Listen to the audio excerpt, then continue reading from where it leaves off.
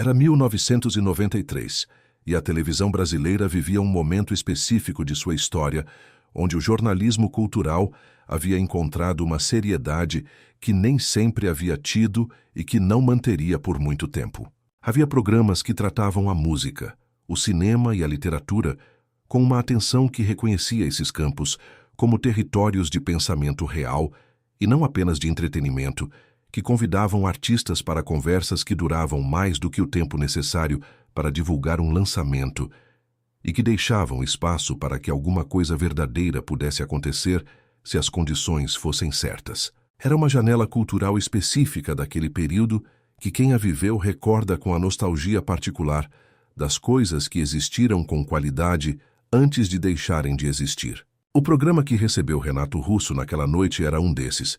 Tinha uma reputação construída ao longo de alguns anos de entrevistas que haviam produzido momentos que circulavam depois em conversas, não como escândalos ou como polêmicas, mas como revelações, como os raros momentos em que uma câmera estava presente, quando alguma coisa real estava acontecendo entre duas pessoas e conseguiu capturar isso sem destruir o que tornava o momento real. O entrevistador tinha a qualidade específica que esse tipo de trabalho exige, que é a capacidade de estar genuinamente presente na conversa enquanto simultaneamente conduz, a capacidade de ouvir de verdade enquanto pensa no que vem a seguir, sem que o pensamento sobre o que vem a seguir comprometa a qualidade do que está acontecendo agora. Renato chegou ao estúdio com aquela presença que as pessoas que trabalhavam com ele descreviam como variável de formas que não eram sempre previsíveis.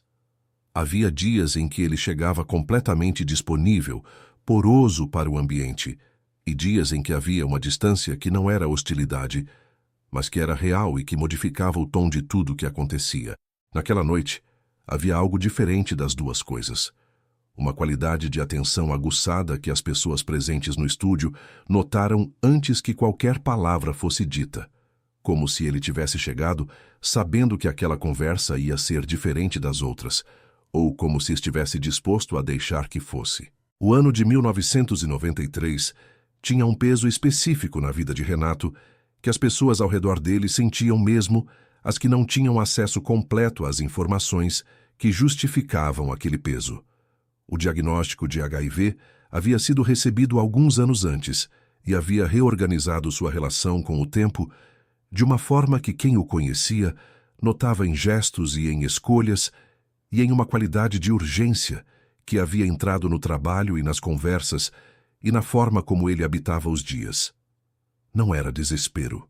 Era mais parecido com clareza, com a espécie de foco que aparece quando o horizonte tem uma data visível que outros horizontes não têm.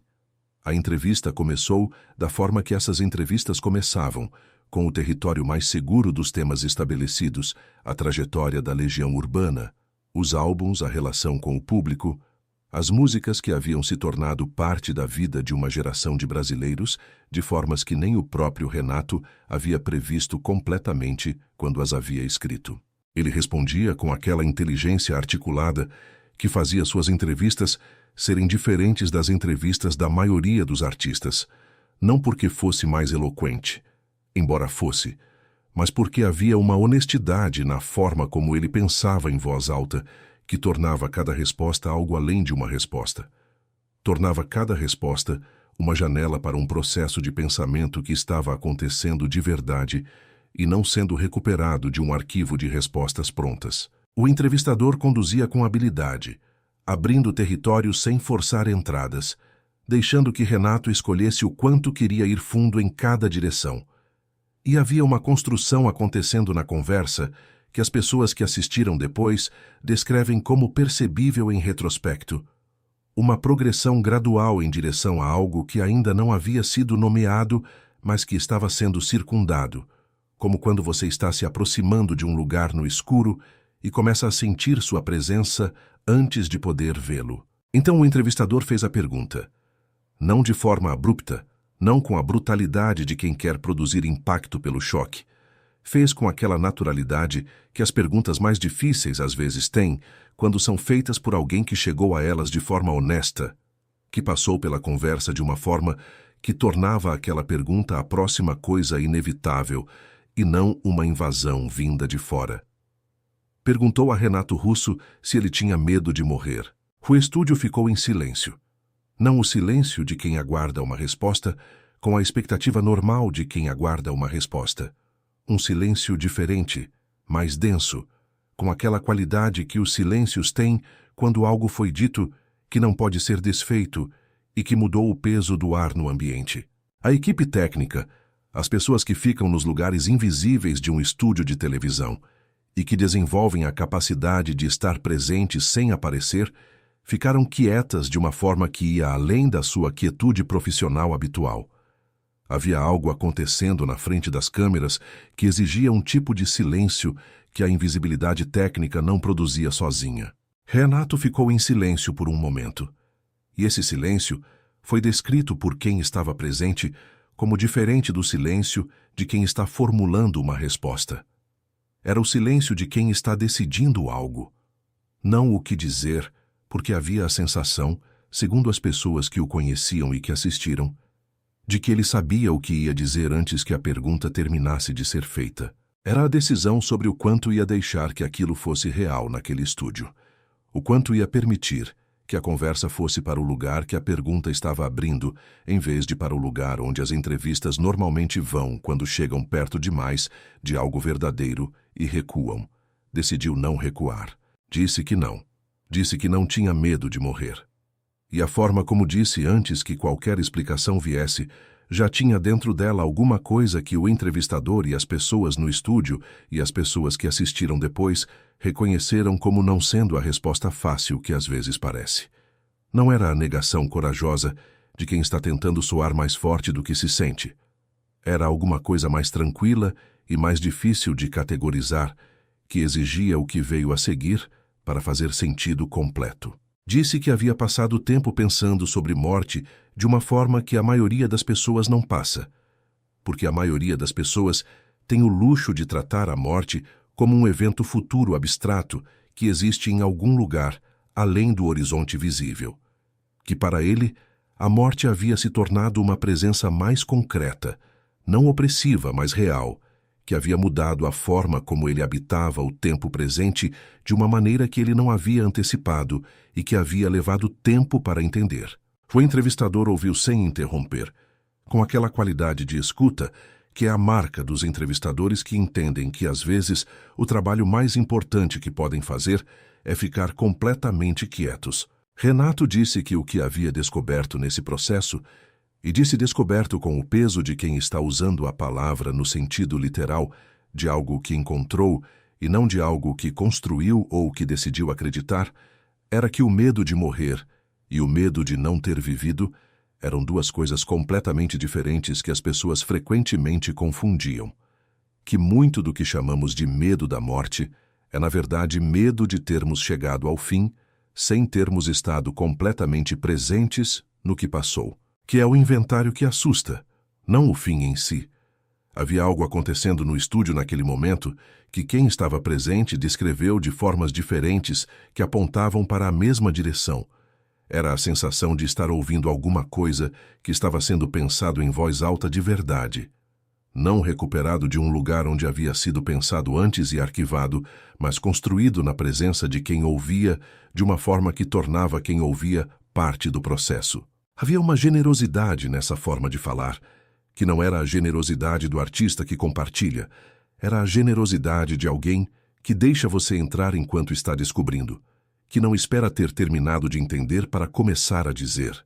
Disse que havia aprendido, e de novo a palavra aprendido carregava o peso de alguma coisa que havia custado, que a morte não era o problema. Que o problema, se havia um problema, era a forma como o medo da morte frequentemente rouba o presente, ao transformá-lo em preparação para um fim que vai chegar independentemente de qualquer preparação. Que havia uma ironia brutal em passar os momentos que você tem com medo de perder os momentos que você tem, e que reconhecer essa ironia não era filosofia, era uma descoberta prática que havia mudado a forma como ele acordava de manhã e decidia o que fazer com o dia.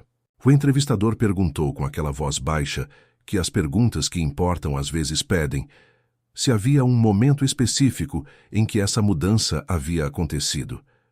Não estava pedindo uma data ou um evento. Estava perguntando sobre o interior de uma transformação, sobre onde ela havia começado, e a forma como perguntou revelava que havia entendido que estava em uma conversa que exigia esse tipo de atenção. Renato ficou em silêncio por um momento novamente, e então disse que havia um período em que havia ficado muito doente, sem dar detalhes que o público televisivo ainda não tinha contexto para receber completamente. Um período em que a distância entre ele e a possibilidade concreta de não estar mais presente havia sido menor do que em qualquer outro momento de sua vida. Que nesse período havia acontecido alguma coisa que ele chamou de uma reorganização, não de valores no sentido abstrato, não de prioridades no sentido de lista, mas de percepção, que havia começado a perceber as coisas com uma nitidez diferente, não porque fossem diferentes, mas porque ele estava presente nelas de uma forma que antes havia sido intermitente e que naquele período havia se tornado constante. Disse que havia percebido que havia passado partes significativas da vida em um estado de ausência parcial, presente fisicamente em situações, mas com uma parte de si mesmo, sempre em outro lugar, no trabalho que precisava ser feito, na música que estava sendo elaborada, na preocupação sobre o que ia acontecer a seguir, que a doença havia feito algo brutal e ao mesmo tempo útil, que era forçar toda essa energia dispersa de volta para o presente, porque o presente havia se tornado urgente de uma forma que tornava a dispersão impossível de sustentar. O entrevistador perguntou se isso havia mudado a música. Era uma pergunta que abria um território diferente, mais seguro no sentido de mais familiar, e havia a possibilidade de que Renato tomasse aquela direção como uma saída honrosa de um território que havia se tornado muito fundo. Ele não tomou. Disse que sim, que havia mudado a música, mas que isso era a parte menos importante da mudança, que a parte mais importante era muito mais simples e muito mais difícil de descrever porque não havia linguagem desenvolvida especificamente para ela.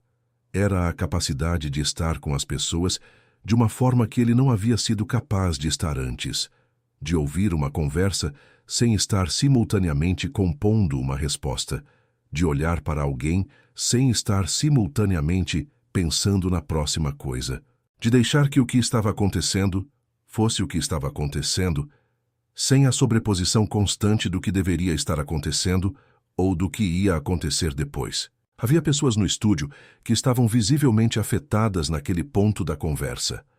Não de uma forma dramática, não com o choro aberto que situações mais obviamente emocionais produzem, mas com aquela qualidade de silêncio interno que acontece quando alguma coisa que você ouviu tocou em algo que você carregava sem saber que carregava. A câmera que havia sido posicionada para uma entrevista de televisão convencional estava capturando alguma coisa que entrevistas de televisão raramente capturam. O entrevistador ficou em silêncio por um momento, depois que Renato terminou de falar. Era o silêncio de alguém que foi além de onde havia planejado ir e que precisa de um segundo para encontrar o chão.